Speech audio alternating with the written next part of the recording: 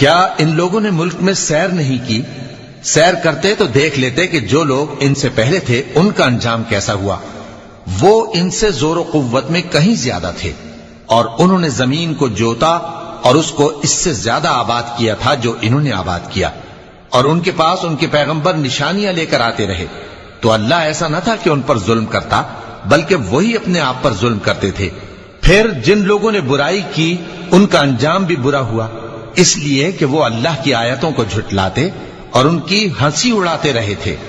اللہ ہی خلقت کو پہلی بار پیدا کرتا ہے، پھر وہی اس کو دوبارہ پیدا کرے گا، پھر تم اسی کی طرف لوٹ کر جاؤ گے۔ اور جس دن قیامت برپا ہوگی گناہگار نا امید ہو جائیں گے، اور ان کے بنائے ہوئے شریکوں میں سے کوئی ان کا سفارشی نہ ہوگا، اور وہ اپنے شریکوں سے منکر ہو جائیں گے۔ اور جس دن قیامت برپا ہوگی اس روز وہ الگ الگ فرقے ہو جائیں گے، تو جو لوگ ایمان لائے اور عمل نیک کرتے رہے وہ بہشت کے باغ میں خوشحال ہوں گے، اور جنہوں نے کفر کیا اور ہماری آیتوں اور آخرت کی پیشی کو جھٹلایا وہ عذاب میں گرفتار کر کے لائے جائیں گے۔ تو جس وقت شام ہو اور جس وقت صبح ہو اللہ کی تسبیح کرو، یعنی نماز پڑھو، اور آسمانوں اور زمین میں اسی کی تعریف ہے، اور تیسرے پہر بھی اور جب دوپہر ہو اس وقت بھی نماز پڑھا کرو۔